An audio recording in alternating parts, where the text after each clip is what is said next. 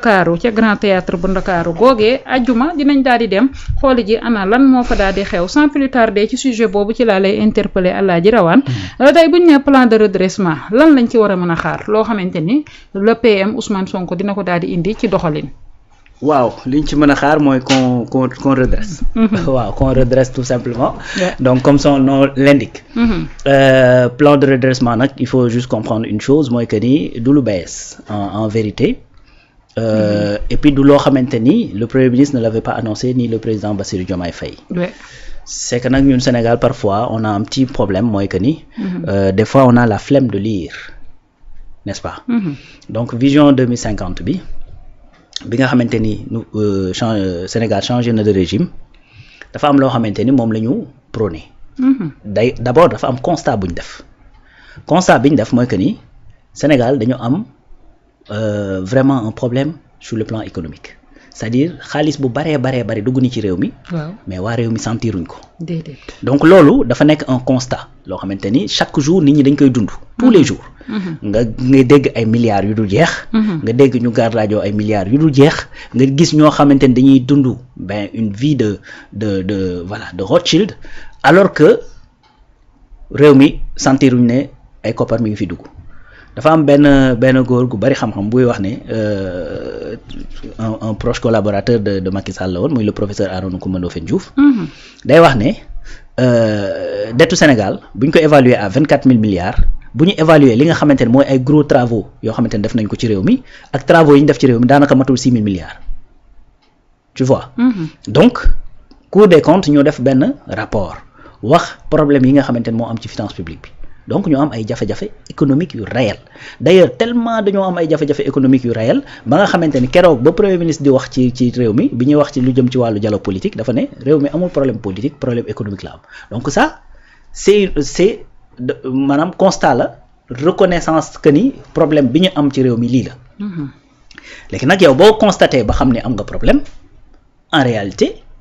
problème bi nga constaté ni am na lenn nga xamuloon mooy dayoo bi fu mu toll. ban niveau la nekk jàppoo woon ni yegg na 4e sous-sol mais xamoon nga ni problème am na. D'ailleurs loolu tax ñu changer de régime souvent je dis Sénégal régime mu président Bassirou Diomaye Faye li tax ñu fal leen c'est pour régler problème yi ñu leeroon ni dafay am ci biir réew mi problème bi nag la ñu xamul woon dayoo bi fan la yegg léegi xam nañ ko léegi nag il faut faire le choix est-ce que on doit rester statique daan ne xam nañ problème bi fi mu toll fii la toll. mais ñi ko fi def ñële la après daal di toog je ne le pense pas xam nga xel nangu loolu. voilà donc boo constaté ni problème am na ba noppi. li xel di commandé mooy que ni nga daal na nag lan mooy solution bi parce que tubaab sax day wax ne y a pas de problème y a que des solutions. léegi nag solution yooyu. maanaam boo koy def il faut que nga xam nu ma koy tuddee ci du nekk loo xamante ni. daar lay doon. dafa am ay étapes parce que même jàngoro boo koy faj maanaam tey su fekkee da ngaa ñëw nekk urgence mais dañ lay defal traitement d'urgence mais bu ñu paree ba stabiliser la après nag dañuy jël temps. di la jox loo xamante ni moom mooy faj jàngoro ji léegi nag ci loolu ci vision 2050 bi. le nouveau régime dafa ne. problème yi ñu fi fekk nii lañ ko fas yéene régler mooy dañuy def li ñuy tuddee redressement bu ñu noppee ci redressement def li ñuy tuddee accélération bu ñu paree ci accélération def li ñuy tuddee impulsion loolu mi ngi ci vision 2050 moo tax gars yi bi ñu nee redressement ñu bari jóg waxoon ngeen plan bi ba pare wëlbati ko waat ne redressement mais c'est parce que effectivement ils n'ont pas pris le temps d'aller voir le plan bi nga xamante ni mooy initialement. Plan Vision 2050. loolu mooy tur bi agenda de transformation nationale Vision 2050 xam nga mooy tur bi. mais am na contenu il faut aller voir le contenu li nekk ci biir lan la li nekk ci biir nag mooy première chose dañuy def redressement bi mooy dañoo fekk Sénégal mu sukk nañu fexe ba mu taxaw ci ñaari tànkam parce que balaa ngay dox taxaw. sinon da ngay raam donc balaa ngay dox da ngay taxaw donc il faut que ñu redresser Sénégal ba mu taxaw ci ñaari tànkam. bu ñu ko redressé ba mu taxaw ci ñaari tànkam nag ñu ne ko saa waay doxal mu dox bu tàmbalee teg benn jéego ñaari jéego nga xam ne kii ay tànkam xaw naa dëgër nga ne ko nag accélérer le rythme bu accélérer le rythme loolu mooy effectivement le plan d'accélération bi nga xamante ni dañ ciy dugal ce qu'on appelle cette transformation de l'économie en passant par li ñuy tuddee le modèle easy mooy industrialisation par substitution des importations c'est-à-dire au lieu ngay dem loo soxla dem importer ko li ngay def mooy da ngay dem importer matériel bi lay permettre la nga soxla nga mën ko defar c'est-à-dire dootoo jéggaani. très bien tey da ngaa soxla benn puce téléphone au lieu ngay dem di commander ji puce téléphone à l'extérieur da ngay dem jënd matériel bi créer usine bi créer puce de ce fait dès l'instant xam nga boobu yaa ngi importer. parce que yaa ngi dem jëndi matériel. mais boo installer usine bi dootoo jëli matériel dootoo jëli puce loolu tax effectivement ñuy wax ne dañuy créer beneen deuxième raffinerie bu mel ni pour SAR. SAR 2.0 loolu tax ñuy wax ne dañuy installer benn usine boo xamante ni dafay def nu ma koy tuddati métallurgie avec les discussions yi nga xamante ni moo xew Chine looloo tax ñu ne gaz to power léegi lañ ñu daan jox ci GTA ci xaalis bu leen ñu ko joxati ci xaalis day ñu ko jox ci gaz. donc au lieu de 30 MFCF on aura 150 donc di nga ci mën a produire au moins 1700 de plus yokk ko ci sa 1800 yi nga am parce que objectif bi mooy d'ici 2050 ñu def par exemple 10 000 mégawatts. donc su boobaa da ngay am souveraineté énergétique donc ce que je veux dire mooy c'est-à-dire plan bi nga xamante ni moom la le régime du président Bassirou Diomaye Faye bëgg a dérouler pour amener le Sénégal vers l'émergence point bi ci jiitu. mooy redresser Sénégal taxaw. loolu la ñuy présenter mooy le premier point bu ñu ko defal ko avec des dates parce que boo amee un plan il faut effectivement nga nu ma koy tuddati plan boo bu ñu nee plan ça veut dire que y a des échéances y a des actions à mener am na ay dates yu ñu ko war a mener am na ay résultats yu ñu ciy xaar ainsi de suite. donc boo ko tegee loolu après ce qui va se passer mooy une fois que tu auras réussi ce plan de redressement. ben da ngay dem ci deuxième phase su boobaa ils vont revenir vers les Sénégalais pour leur dire. ñoo leen promettre ne redresser nañu réew mi on est en train de le faire donc comme def nañ ko ba pare dañuy dem ci deuxième phase voilà deuxième phase bi su boobaa kenn xanaa du fi ne non da ngeen ñoo waxoon plan Sénégal émergent yéen a ngi dem ci redressement léegi nag yéen a ngi demaat ci accélération ak ñoomin seen donc ça c'est le même plan vision 2050 moom moo wax redressement moo wax accélération moo wax impulsion. vision 2050 moo ko wax. mais tamit su ñu waxee tamit plan de redressement dañuy waxaat li nga xamante ne moom moo di réorganisation. jëm ci li nga xamante ne moom moo di plan de redressement boobu. tey lan lañ fi war a jojjantiwaat réorganiser waat ko ngir li nga xamante ne moom moo di plan de redressement. boobu daal di mën a jëm ca kanam. bari na déjà xam nga déjà l'administration sénégalaise di nga xam lan moo doon blocage. lan moo war a débloquer c'est pas pour rien que Ousmane Sonko di wax ne chaque blocage aura maintenant un responsable bien identifié. Très bien donc ça c'est un beneen affaire mooy sur le plan économique ni nga xamante ne noonu la Sénégal par exemple l'État du Sénégal li nga comment dire par exemple nga ni secteur bi laa doon dugal par exemple 10% du PIB léegi on va changer on va plus mettre 10% il faut qu'on mette 20 mbay mi dañ daan def par exemple 10% wala 20% de notre budget ci biir mbay mi léegi il faut que y a les 1000 volontaires il faut que coopérative yi taxaw il faut que ay machines dugg et cetera donc il faut que État du Sénégal gën a dugal loxoom ci loolu donc on va passer par exemple de 15 à 20 donc voilà comment il faut faire beneen affaire mooy et ça dalay wan ni vendredi le président et le premier ministre dañuy dem juste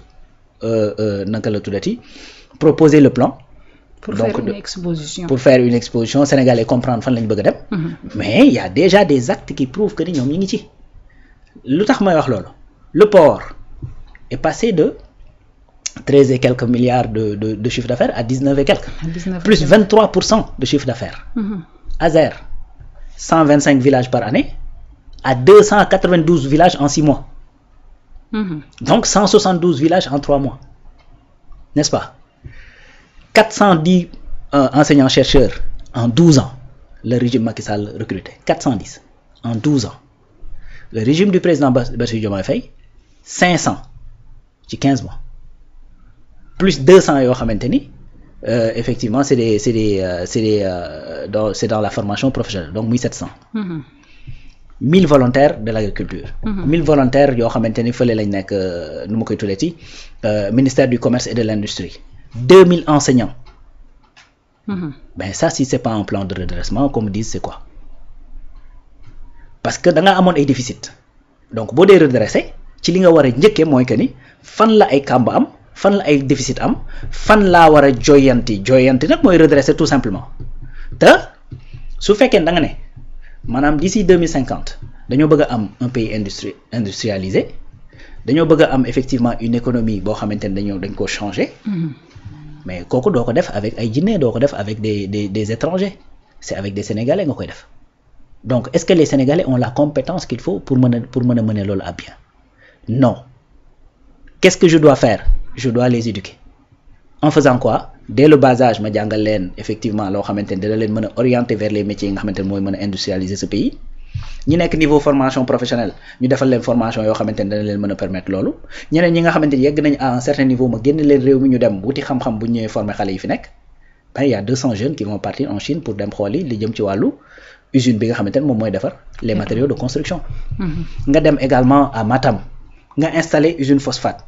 mais yamoo ci nga ne usine phosphate bi kat su ma ko installé ba pare qu'est-ce que je vais faire pour mën ko gérer j'ai pas les compétences ci biir réew mi et cetera finalement ni may mujjee def mooy malheureusement li xew ICS dem jël des indiens ñu ñëw jël matière première bi dem transformer ko indi laatal ma ko pour ma mën a wàcce ay camions et des camions d'engrais ci port bi looloo xew bërki demoo Njaay pour mën ko jox baykat yi ñu bay ko alors que phosphate yi gën ci àdduna bi moom laa am ci sama réew qu'est-ce que je vais faire damay installer une usine mais à côté de l'usine je vais installer une université qui va former xale ya dëkk ci localité boobu dootuñu fa jógeeti di ñëw Dakar danañ toog foofu jàng bu ñu paree gérer ma usine bi comme ça li ñu leen di fay ci salaire bi sax dina wàññeeku non seulement exode bi dina wàññeeku bu baax a baax mais tes capitaux restent ici xaalis ba ngay fay turc bi wala nga koy fay chinois bi wala indien bi mu koy yóbbu réewam dafay toog fii ci biir réew voilà effectivement ce qu'on appelle un redressement ce qu'on appelle un redressement mooy nga fekk Aqua Power war la defal benn contrat bu mel ni ba mu la naroon defal nga daal di koy renégocier ba xër ñett balaa daraa tàmbali économiser nga presque 40 milliards balaa daraa tàmbali presque 40 milliards d'économie li nga waroon dugal ci sa alal bis bu affaire bi investissement yi matulee muy 30 milliards ñu teggil la ko nga dugg ci biir capitalu société bi à travers sa ñaari société nationale muy SONES ak Sénélec donc ñu waroon produire 150 mégawatts ci ñaari centrale yoo xamante ne solaire la nga renégocier ak ñoom ñu lay produire léegi 300 voilà ce qu'on appelle un redressement mooy que da ngaa fekk lu dëng nga jubbanti ko mu taxaw donc nga lancer le réseau national gazier joxe benn pipeline bi directeur société bi gagné le marché def publication Facebook man maa ko lire ne jox nañ ma marché bi musumaa gis président musumaa gis premier ministre musumaa gis Birame Souleye dañoo def appel d'offre rek ma déposer sama candidature te ñun la ñu jox le marché ça c'est un redressement parce que démb ak bërki démb daawul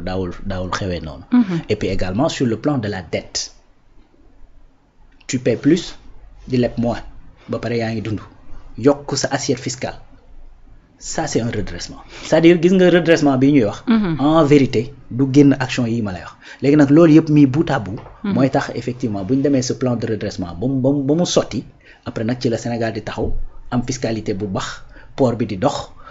énergie bi di dox nga ne nag léegi nag deuxième phase mooy il faut qu'on accélère balaa ñoo dem ci deuxième phase boobu ci li nga xamante ne moom moo di plan de redressement bi ci laay des ak yow Alaaji Rawane est-ce que c'est pas trop tôt li nga xamante ni moom moo daal di nekk plan de redressement bi d'habitude li ñu doon faral di gis ci plan de redressement dañ doon gis